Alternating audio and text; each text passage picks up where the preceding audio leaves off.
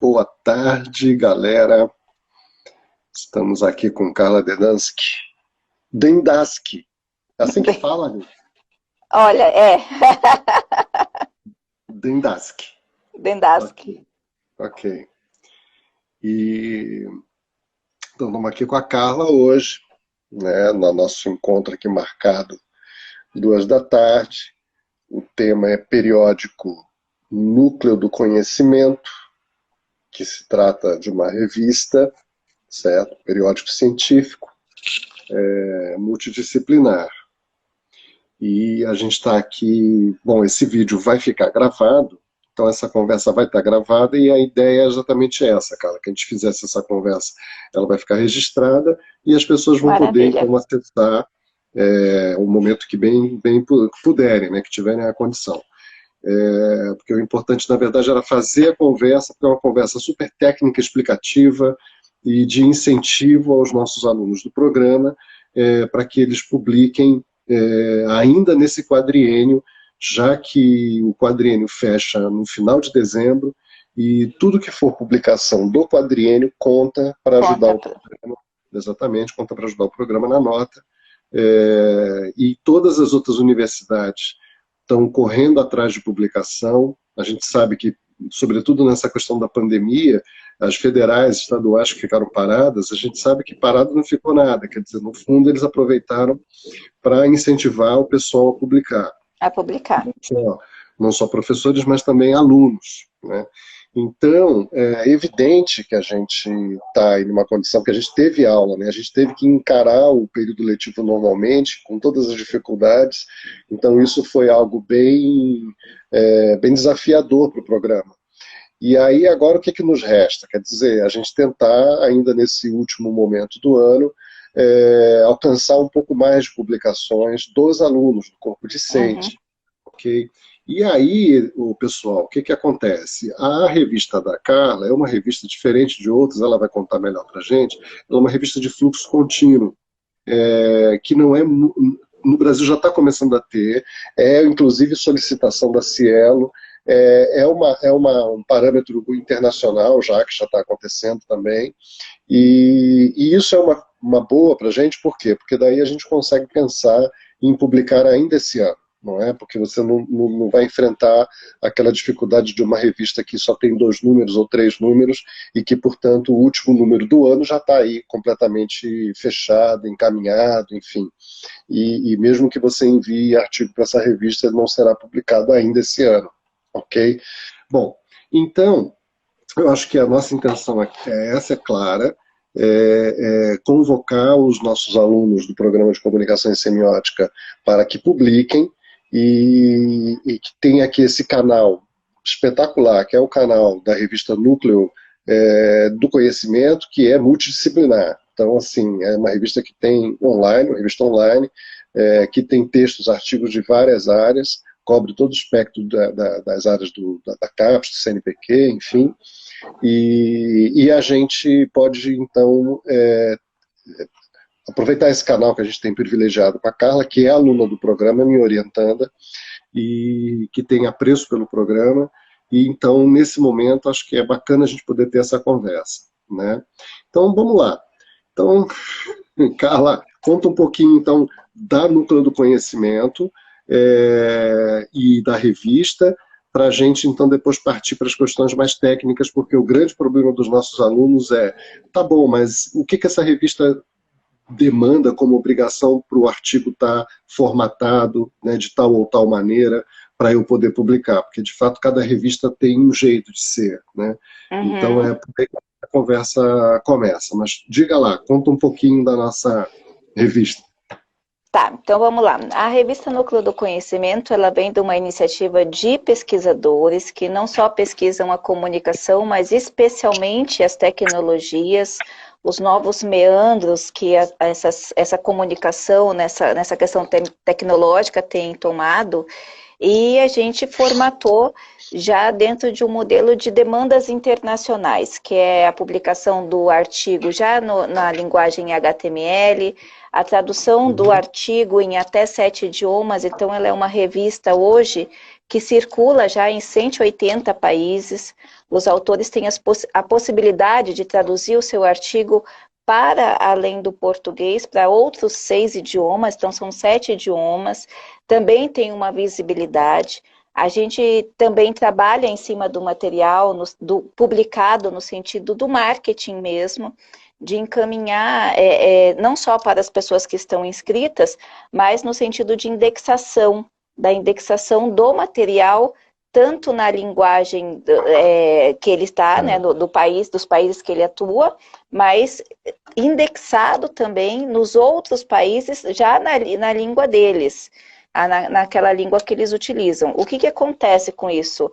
A acessibilidade do material, do autor, não só para que ele seja citado, mas a visibilidade do autor, para contabilizar, inclusive, aqueles índices H, o índice H, que é o índice de representatividade do autor, ele tem uma elevação muito maior. Na verdade, isso já é uma demanda internacional. Hoje, no Brasil, a maioria das revistas utilizam as bases de dados ainda para indexação, elas não têm essa tecnologia para subir direto indexado o material, ou seja, essa rapidez de informação. Então, hoje, um artigo que é publicado conosco, em 10 minutos, ele está já na Google e já está sendo lido, já está sendo trabalhado em cima dele. Nós temos o canal onde o autor pode fazer o vídeo apresentando o seu material e divulgar também na sua rede de conhecidos, de pesquisadores. Nós temos na própria revista o canal para que outros pesquisadores possam comentar e entrar em contato com os autores, perguntando algumas dúvidas com relação ao material. Então, nós temos, por esse aparato tecnológico, não só uma visibilidade, mas uma questão de promoção mesmo do material e do autor, que algumas revistas ainda não conseguem ter, mas não é justamente por essa nossa inclinação e nossa utilização na parte da tecnologia. Entendi, então, quer dizer, vocês têm tecnologias por detrás da revista, diferentemente de outras revistas que apenas estão localizadas numa base, pura e simplesmente que as pessoas têm que ir até lá e descobrir. A revista de vocês é uma revista que também funciona no sentido de se apresentar na rede, de se impulsionar na rede, de ir longe na rede, né? Sim, a gente trabalha com muito marketing, muita divulgação dos estudos, muita interdisciplinariedade, o que faz com que a pessoa, às vezes é do programa de comunicação, mas no programa mesmo tem várias pessoas de direito, de arquitetura, ela consegue fazer essa ligação aí com autores de outros programas, porque a gente trabalha com essa questão de promoção, de mesmo divulgação, de incentivo com que as pessoas optem agora pela leitura de materiais científicos e não por sites ou notícias duvidosas. Certo. Entendi. Agora, Carla, então assim, conta pra gente, quando o aluno, né, do programa, ele, em geral, assim, os alunos entram na revista, no site, e a gente vai passar, então, aqui o endereço do site. Normalmente, nas revistas, ele vai lá e vasculhar quais são os requisitos para você poder submeter um artigo. Como funciona no núcleo do conhecimento? Explica pra gente. Tá, vamos lá. Tem lá a parte de enviar artigo. O que ele precisa é preencher com os dados. Tem uma cartinha que ele tem que encaminhar, mas ele consegue fazer isso digitalmente, que é assumindo a autoria do material, mas isso é normal para qualquer outra revista. E aí ele faz o envio escolhendo o prazo de análise e de retorno. Como que a gente funciona? A gente tem uma rede muito ampla de pareceristas, que a gente começa, um dos grandes desafios das revistas científicas hoje é conseguir o retorno do parecer. Então, a gente tem uma rede de pareceristas que trabalham de acordo com o prazo escolhido pelo discente, né, pelo aluno.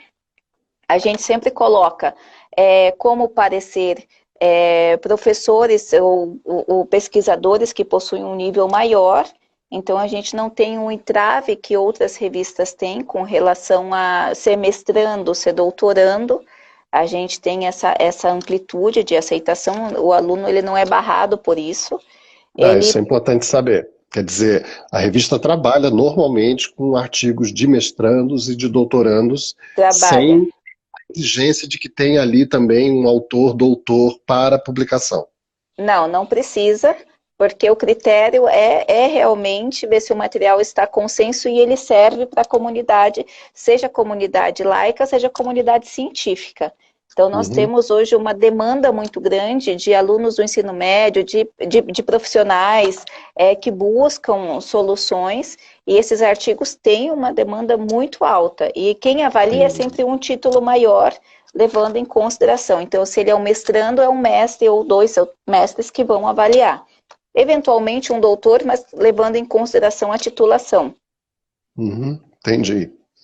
Bom, aí você estava falando com relação aos prazos, né?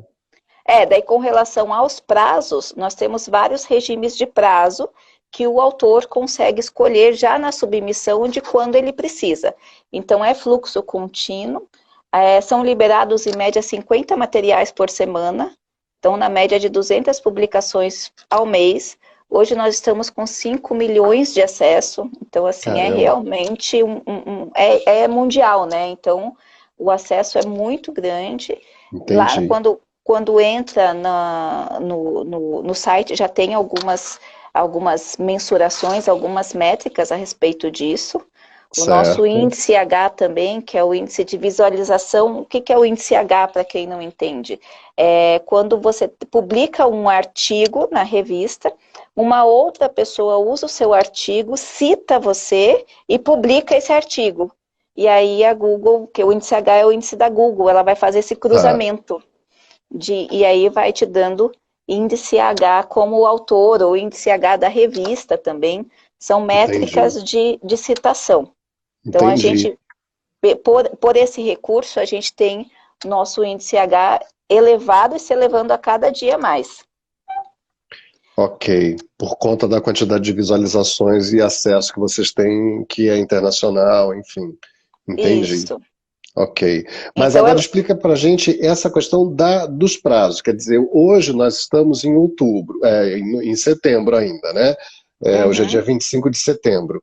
E os nossos alunos têm até dezembro, então, para publicar, quer dizer, para conseguir fazer a publicação. Eles deveriam estar tentando submeter agora em outubro, por exemplo, para tentar conseguir uma publicação em dezembro, né? Que ainda contasse, portanto, para o quadriênio. Tem essa opção, como é que é? Explica pra gente como é que seria. Tem as opções do processo de avaliação. Qual que é o processo? Primeiro o autor encaminha um artigo, ele passa por uma equipe técnica que vai ver se o artigo está nas normas, se tem citação, faz a primeira análise.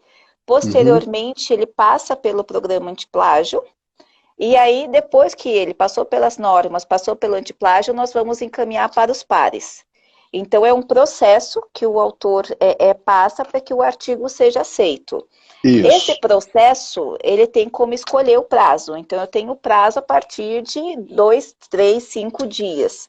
E aí, o autor escolhe com uma remuneração e vai diferenciar o valor.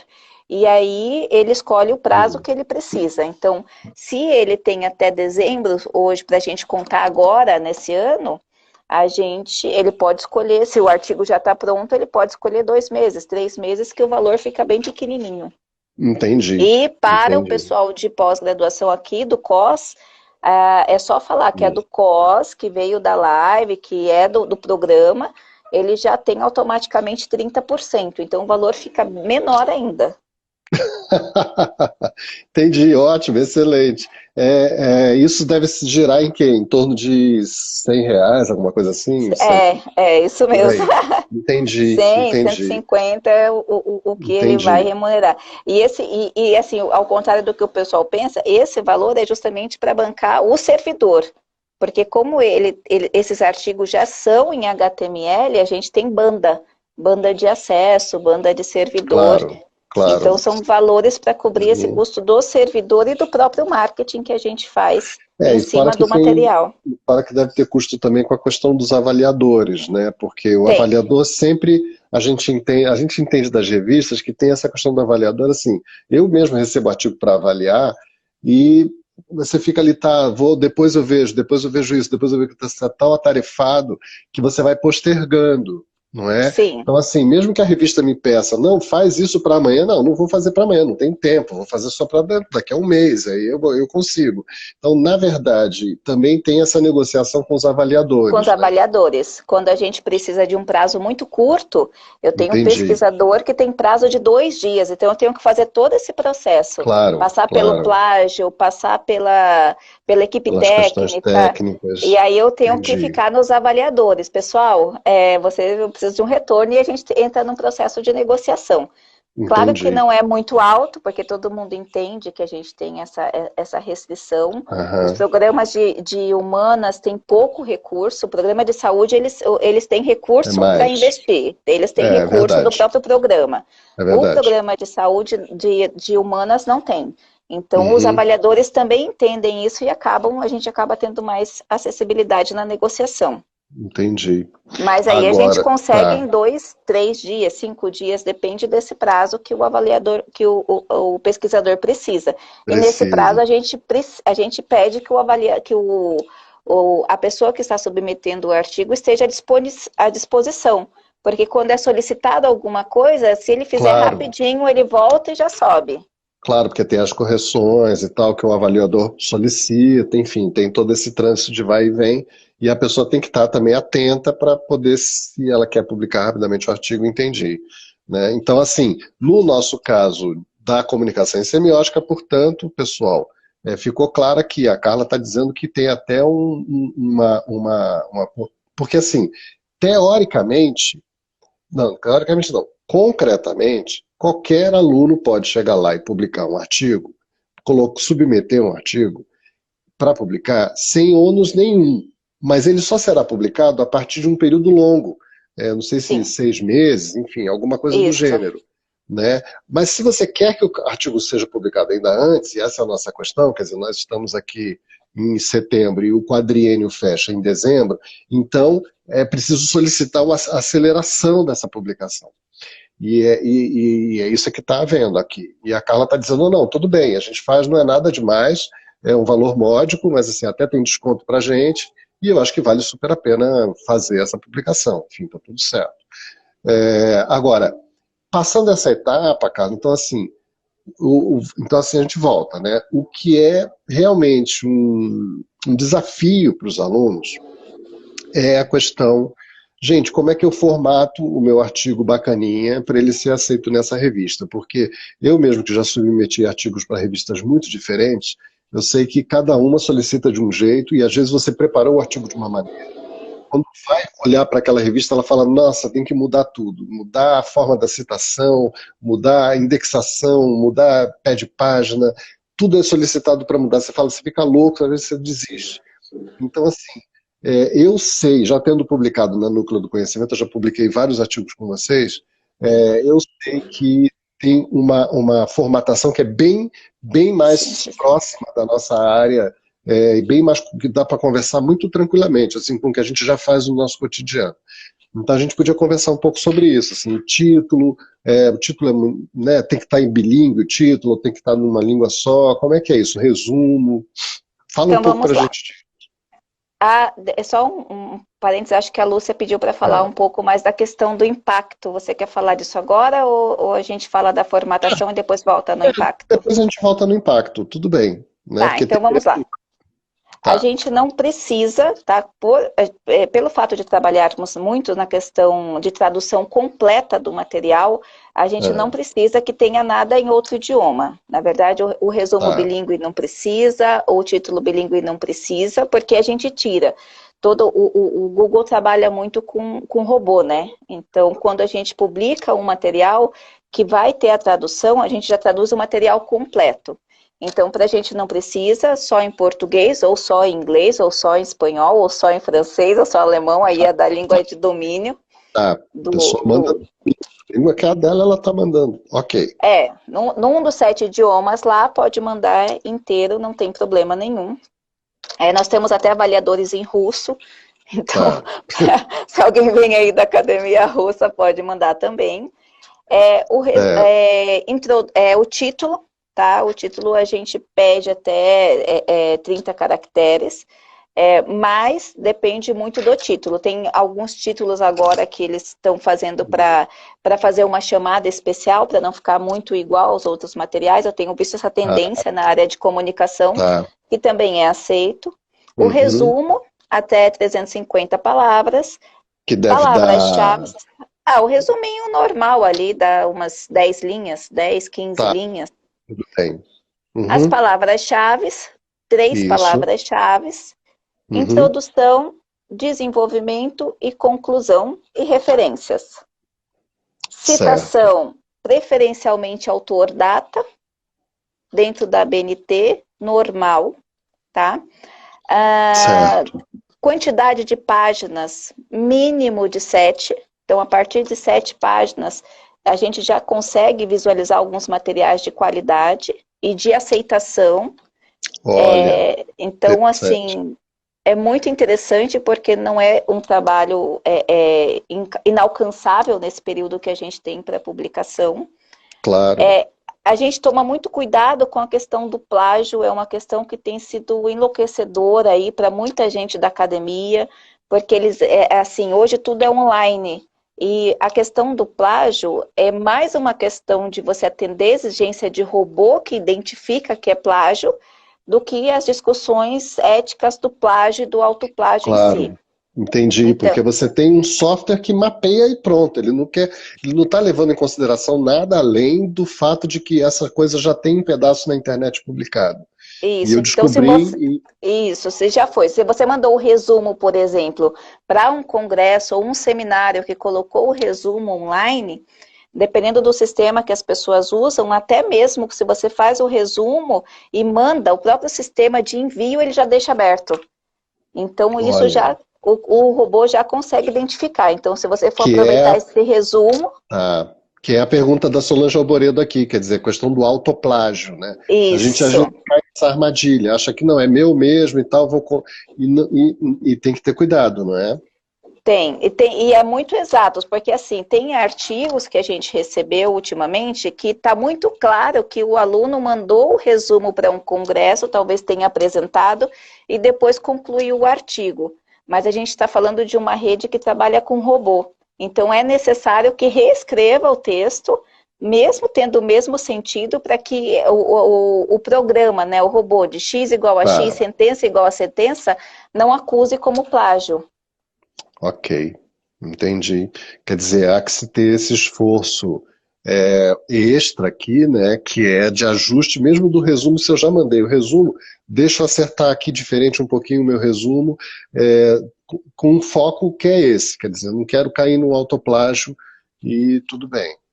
Isso, e se é um artigo publicado já do autor, aí ele entra na mesma Não tem questão jeito, como se fosse o outro. Se não tem jeito, autocitar, citação claro. direta, acima de 3 linhas, tem que colocar em recuo. Ah, Então, uhum. ele vai se autocitar, não é? Tem autor que não gosta, mas não tem jeito. Vai ter que reescrever, se autocitar, explicar. Tá bom. É interessante, porque assim, então assim, beleza, pessoal. Eu já publiquei em outro lugar. Não, então você pode citar a você mesmo. Ok, faça como se você mesmo fosse um autor, separa bonitinho, recua o parágrafo mais de três linhas, ou no corpo do texto, quando for até três linhas, ok, cita você mesmo e bota a obra na referência, né? Tá Uhum. tudo bem. Então, assim, isso é conferido pelo robô, né, digamos Sim, assim, e não vai funcionar como plágio. Beleza. isso. Ah, aí Isso. fala. Pode... Não, pode falar. Não, que eu ia só dizer isso, quer dizer, organizando as coisas aí. Então a gente teve lá o título, que atualmente está sendo aceito um pouco mais extenso, porque realmente títulos que quando a exigência é muito curta, né, de ser muito curto, você começa a ter redundância, né?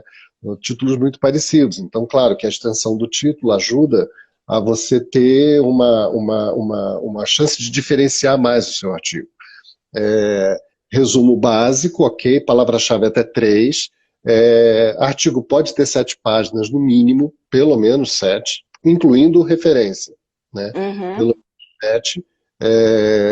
E aí, introdução, desenvolvimento, que você pode ter subitens nesse desenvolvimento, é bacana, né? Assim, Uhum. aconselhável, a leitura do texto fica agradável, você tem lá a sua introdução e depois você tem vários subitens, não é, que explicitam aquilo que está acontecendo no seu texto, e finaliza com conclusão, ok, sempre uma boa conclusão, fechando, e referências. E as referências Uhum. como a da BNT. Uhum. Isso, da BNT, autor, É, data. o autor é letra maiúscula do sobrenome, né? Isso, Vírgula, vírgula, a primeira palavra, a primeira letra do nome ou o letra. nome dele? Só a Não só primeira. a primeira letra agora, o que eu Ah, particularmente acho um absurdo. pois é, porque confunde, né? Ah, Souza Santos, aí coloca Souza, vírgula M, tem um monte de... Pois é, pois é, pois é. Mas são as normas que estão sendo agora aplicadas pela maioria das revistas, inclusive internacional. Porque se a gente quer falar de Ah, indexação, e aí é uma questão que entra aí numa das perguntas, se você quer falar de indexação do seu material chegar às pessoas, ele tem que atender algumas normas internacionais. Então, a uhum, questão desse tipo de citação, se eu não fizer desse jeito, os robôs, que na verdade é toda inteligência artificial, eles não vão dar privilégio para o seu material. Então, na busca, quando a pessoa estiver buscando, o seu material vai estar lá para trás, aí a pessoa não chega no seu material. pelo fato de não estar o nome na BNT, como isso você está dizendo, quer dizer, o nome em maiúscula, o sobrenome escrito em letras capitais, Maiús, maiúsculas, isso, vírgula, a primeira letra do nome, ponto. E aí o nome isso. do artigo ou o nome do livro. Isso. E se você estiver utilizando artigos, é Ah, importante que você coloque o link de onde você coletou esse material. Não seria uma norma assim 100% exigida, o seu material não vai reprovar, só que tá, vai dar para o seu material o que a gente chama de metadados, uma junção de metadados que o pessoal entende como relevante. olha, interessante. O Ou pessoal, seja, inteligência artificial, então quanto mais o seu entendi. material apontar, mais o seu material recebe aí essa evidência. Olha só, Eu sei que quer para a dizer que gente que é bacana. pesquisador, às vezes a gente discute, a gente reflete muito essas questões, mas Uhum. assim, a gente vive num sistema que a gente precisa se preocupar com a questão do meu material, da relevância, se ele vai chegar, se ele vai ser citado, se eu vou conseguir fazer com que as pessoas leiam, acessem, utilizem meu Lógico, material, e lógico, isso faz a lógico. gente se submeter a essas questões. Claro, é interessantíssimo, porque realmente a tendência que a gente tem para artigo é o nome do autor, tal, primeira letra, ponto, o título do artigo, aí vem in, e aí bota o nome Uhum. da revista, volume, número, ano, e pronto, né? Acabou. Isso, esse Ra- é o normal. Raramente, raramente a gente vai colocar, quer dizer, aí a gente colocaria depois disso o site. Isso, aí É, é, encontrado em dois pontos, o link ah, do site, e se o artigo que você pegou tiver o número DOI, coloca DOI, que é o número DOI é aquele metadados daquela base de metadados de artigos, tá, e aí você coloca o número do DOI. Isso tá. tudo vai te dando mais relevância para o seu material nessas bases de busca ser aceito. Igual quando a Putz, gente meu. vai buscar material, seja na Google, na Cielo, você vê que esses programas, eles colocam, essa inteligência artificial coloca lá o primeiro, o segundo, o terceiro.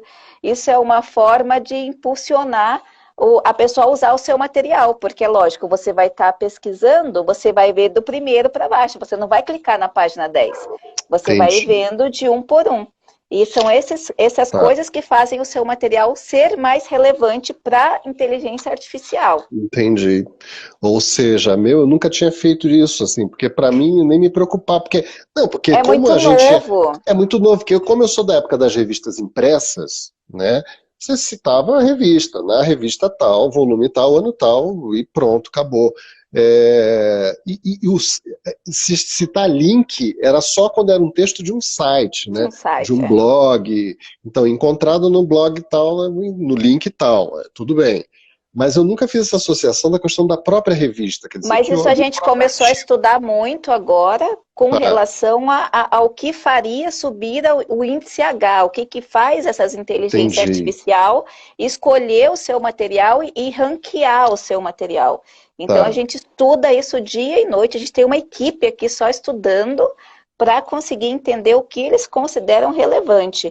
Quando veio a informação que teria que tirar o nome do autor, eu relutei muito, porque eu acho que a gente pesquisa, a pesquisa para a gente é uma coisa difícil, e você ser tirado, agora você não é mais Rogério, você é R, eu não sou mais Carlos, sou C, e isso eu relutei muito. Mas aí o que aconteceu? Eu não tem jeito, ou a gente faz isso, ou eles não consideram o material como relevante. Entendi. Isso muda. Agora, e a Solange está perguntando se a gente coloca o link no meio do texto ou só nas referências. Eu acho que só na referência. Nas referências. Não dá nada, só na referência, exatamente. Só nas referências. Não tem nada, é direto lá na referência. Direto nas referências. Então ficaria assim, o sobrenome em maiúsculo, vírgula, a primeira letra do autor, o título, daí a revista, ano, edição, aí coloca encontrado em, aí o link completo, se tiver o número DOI, tal, se tiver o ISSN, tal. Porque isso não só vai dar relevância para o seu artigo, quanto para, se a pessoa citar o seu artigo dessa forma completo, você começa também a subir o artigo da outra revista e sobe o seu também. Olha só que, então, que engrenagem louca. É uma matemática absurda de inteligência artificial. Uhum. Lembrei desse documentário que está no ar aí, o Dilema nas Redes, né? Acho que é isso, né? Enfim, que está comentando sobre essa super mega interconexão dos dados, etc. Enfim. E é um pouco desse jeito que vocês da revista estão raciocinando e que está permitindo a revista ter uma colocação diferente nesse universo de indexações, onde as pessoas podem achar de fato os artigos que estão sendo publicados. Sim, e essa engrenagem, né, acaba escolhendo a informação que você absorve, quer dizer, claro, se você está lá na página, na base de dados, seja qual for, e o seu material está entre os primeiros, com certeza ele vai ser mais citado do que o que está por último. Claro, vai ser chamado primeiro e tal, é evidente. Não, isso a gente já percebe de cara, quando a gente vai fazer qualquer pesquisa, que você vê os artigos que aparecem primeiro, você fica olhando e fala, pô, mas será que é isso aqui mesmo que eu quero e tal? Mas a tendência é, não, deixa eu dar uma olhada nesse daqui. No primeiro, então, nossa, o primeiro, você vai, deixa eu olhar. Se ele saiu em primeiro, deixa eu ver do que se trata, pelo menos, né? E o segundo, o terceiro, aí depois você começa a passar. Então, eu entendi. Sair ali bem colocado é essencial. Entendi. E hoje você tem que ter essa preocupação, né, do seu material chegar, do seu material conseguir ser lido, né, porque é muita informação na rede.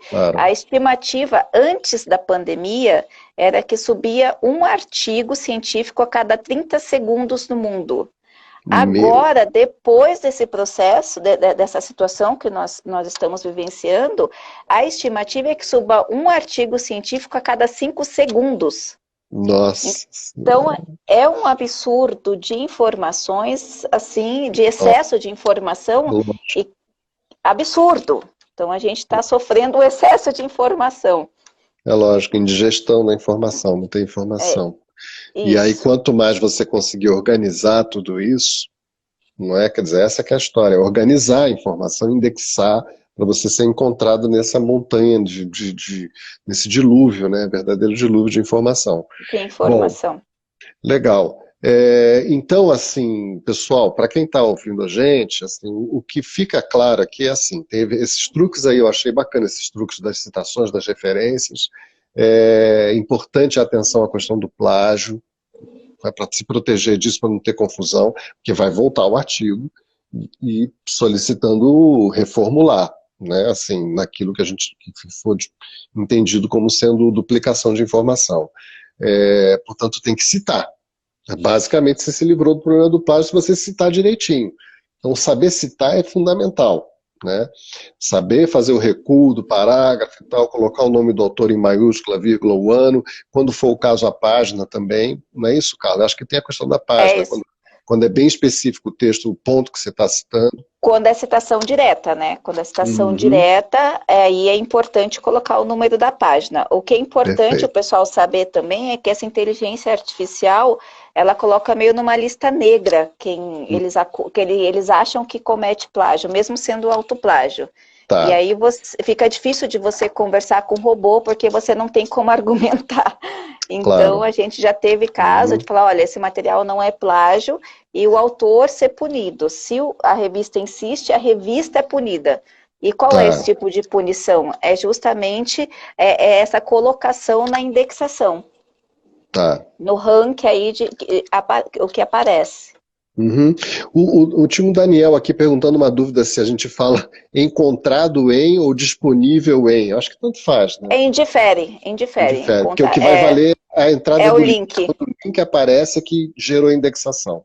Isso. Por Perfeito. isso que o número DOI, para quem tem o número DOI, é importante, e até o Lattes, quando você tem um artigo que você coloca o número DOI, ele já deixa ali no cantinho, porque esse número DOI vai garantir que o link não seja quebrado, que o link do artigo seja É, encontrado.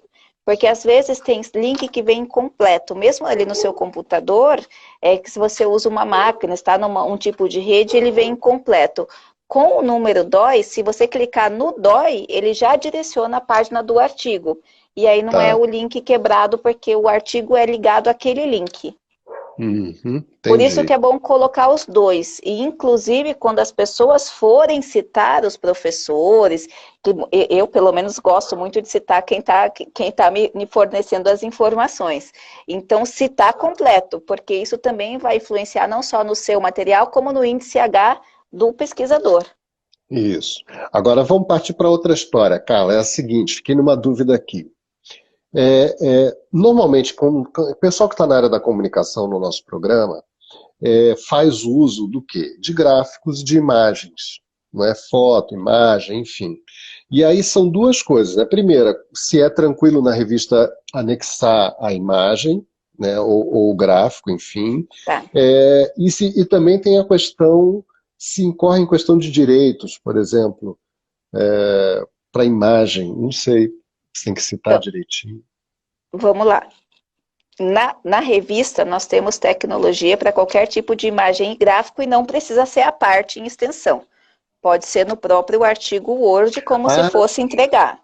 Não já precisa entrega, fazer entrega entendi. pronto. Então, na Núcleo, a gente...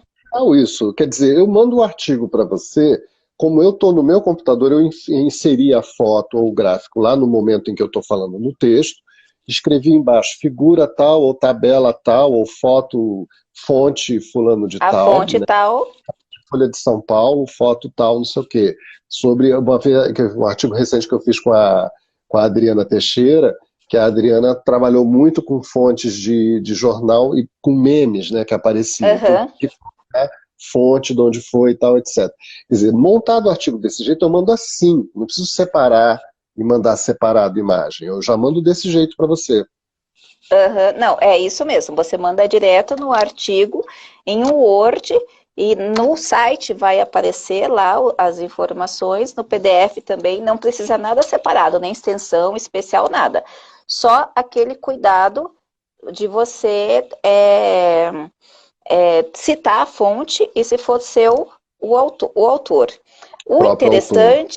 O interessante é que para quem tira foto, o pessoal da comunicação tira muita foto. A Núcleo tem um canal de você publicar só a foto e já colocar o DOI na foto. Olha que legal! Então você não É precisa super fazer o interessante. artigo da foto. A gente tem a partezinha lá de manual que a gente está abrindo agora, manual, produto, fotografia, que vai te Certo. garantir a autenticidade da foto, porque aquela foto já fica registrada no seu nome. Então é interessante, você pode mandar só a foto e inserir o número DOI. Tá. E aí no artigo, na hora em que a foto aparece, Ela tem o você DOI próprio. entende. Mas aparece Então, ali a foto, ela já tá identificada. se alguns artigos internacionais já adotam isso, por isso que alguns autores ficam confusos, porque eles vão olhar o artigo, aí vê lá artigo, número DOI, ele não consegue entender direito o que é aquele número DOI da foto. Mas já é o autor publicando a foto antes e já registrando a foto. Entendi. Bacana, bacana. Ótimo. Agora, bom, então quer dizer, isso daí, ok, a gente pode inserir, né, a tabela, tudo direitinho já no próprio texto, isso facilita a vida. E aí, se eu estava falando antes que o mínimo de páginas estava em 7, qual é o máximo? Não tem porque a gente publica Ah, até tese. tá, porque vocês publicam tese também, entendi. Teses, livros de programa, porque Aham, agora a gente tem nessa aba de manuais, produtos, a gente tem programas de mestrado e doutorado profissional. E eles tá. trabalham com muitos outros formatos que a gente publica também. Uhum, tá. Claro, mas aí no geral, evidentemente, um artigo vai gerar em torno de 20, 25 laudas, 25 laudas. os maiores que a gente encontra, porque de fato, senão daqui a pouco vira um pequeno livro e não é mais Né, lido como artigo. isso, assim, e a gente publica livros, publica outros trabalhos também. O problema é que você pode aproveitar esse texto para fazer 2 artigos, por exemplo, porque para o público de Ah, pesquisadores, eles não gostam de leitura muito extensa. uhum, Então, você pode ver nos tá. trabalhos acadêmicos, cada vez menos tem sido utilizado teses e dissertações. Inclusive, alguns programas de pós-graduação já começaram a adotar o formato da tese em 3 artigos. Então, ao invés de ser uma tese como a gente tem hoje na maioria dos programas, alguns programas fazem, você publica 3 artigos, monta a tese com introdução, conclusão, e a tese fica 3 artigos publicados. Isso eu já sabia disso faz, olha, sei lá, faz acho que uns 4, 5 anos que eu soube que, por exemplo, a Fiocruz estava fazendo isso como A um dado Unesp, assim, básico. Meu, não interessa, você tem que publicar no teu doutorado, você publica 3 artigos, o que isso. significa que o teu trabalho já foi, portanto, debatido, comentado, discutido, avaliado, inclusive, pelos avaliadores, pelos pares. Então você Uhum, reúne os artigos, você faz uma introdução, você faz uma conclusão, essa é a tua tese, está resolvido. isso. É uma conversa que eu também, inclusive, já tive dentro do programa, é uma coisa que eu acho que daqui a pouco deve se tornar uma certa tendência, né? Vamos aguardar. É, A gente é o primeiro, a gente acaba resistindo, mas assim, como é uma realidade, o que acontece hoje? É muita informação. Mas são muitas informações, são muitos programas, e a preocupação, existe uma mobilização internacional dessa utilização do que está sendo produzido. E se você, hoje em dia, inclusive no último congresso que eu fui da ABEC, tá. a gente tinha uma discussão muito grande porque alguns pesquisadores, principalmente das áreas das ciências duras, eles defendem o quê? Não, mas um estudo demora 3, 4 anos. E do outro lado, uma outra vertente falando, nós não temos mais 3, 4 anos para publicar uma informação, porque mudou. As coisas mudam muito rápido. Então você tem que ir Lógico, produzindo ciência quase instantânea para atender a realidade de agora, a demanda de agora. E tem uma perfeito. discussão muito forte disso, que é... E outra coisa, métricas de programas nacionais e internacionais são mensuradas pelo nível de publicação, pelo quanto a pessoa publica. Os pesquisadores, qual é o impacto desse pesquisador? Uhum, Qual é o entendi. impacto do programa? Tá bom, você tem excelentes professores, excelentes alunos, excelentes pesquisas. Onde estão essas pesquisas? Como as pessoas, como a sociedade, a academia, as discussões têm utilizado essa pesquisa? Isso tudo são métricas. Ok. E aí, bom, a gente já está chegando aqui no top de 45 minutos. Eu nem sei o tempo que a gente tem no Instagram, é 50 minutos, são 50 minutos? Não sei. De qualquer maneira, Carla, então assim, eu acho que a gente deu um overview bacana, né? Basta entrar no site, então, núcleodoconhecimento.com.br, não é isso? Uhum. Tranquilo. É, é super simples a maneira como a gente se desloca dentro do site para achar como enviar o artigo, não é? Sim. e as instruções são bem simples mesmo, bem sintéticas, bem claras, não tem problema algum. O formato é esse que a gente acabou de discutir no vídeo, aqui na gravação que você vai poder assistir. É um formato bem direto, assim, não tem nenhum mistério. Não precisa ter, não é, a questão de outra língua e tal, a gente já falou sobre isso, ok. O pessoal está Fala. preocupado com o índice H. O índice H, como é que faz para saber meu índice Bom, H? o índice H, o pessoal está Vamos lá. preocupado. Gente, é assim, quais são as métricas estão sendo contabilizadas hoje? Para as revistas e para os autores que trabalham no Google acadêmico, chama índice H. Você tem o índice H da revista e o índice H do autor. Para o autor saber o índice H, ele precisa se cadastrar numa partezinha lá do Google acadêmico. Grau e nível de impacto, nome, tá? Fator de impacto, ele é um nome da base de dados fechadas. Tanto o fator de impacto quanto o JCR. Seria a mesma coisa, só que é o nome da contabilização do número dentro da base de dados fechadas. Essas bases de dados que usam esses dois nomes são do grupo da Web of Science e da Elsevier. Então, são outros tipos de bases que são contabilizadas.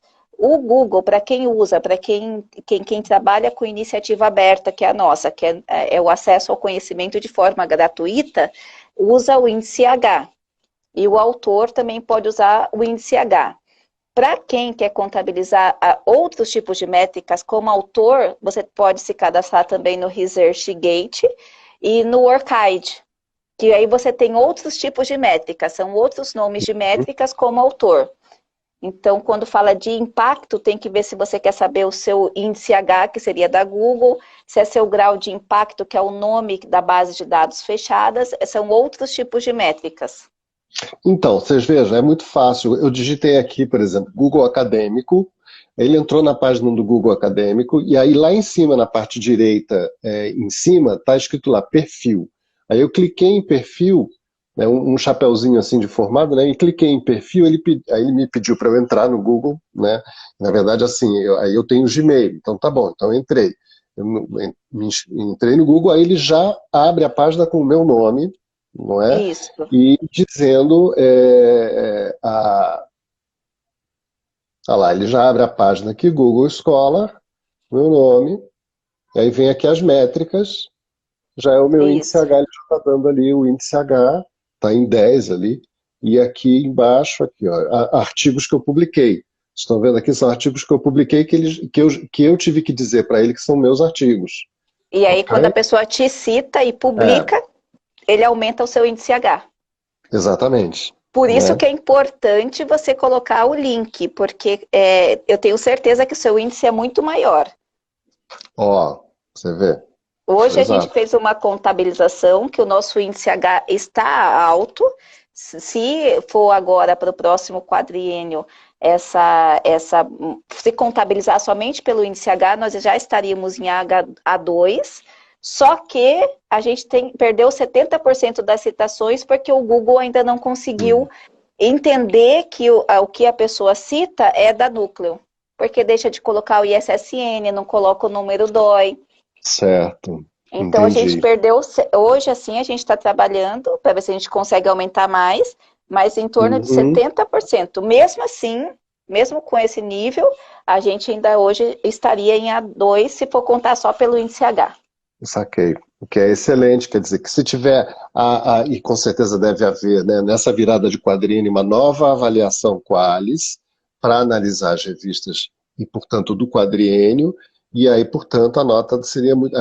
quer dizer, a nota, a pontuação seria muito boa para quem publicar na Núcleo do Conhecimento. Bom, pessoal... Isso. Não precisa ser ponto .edu e-mail, não. É Gmail mesmo. Ou a pessoa pode ter qualquer outro e-mail? Será que pode ter qualquer outro e-mail? Nunca soube disso. Eu sempre, todo mundo eu vi que consegue é pelo Gmail, né? Eu acho que fica mais fácil de contabilizar.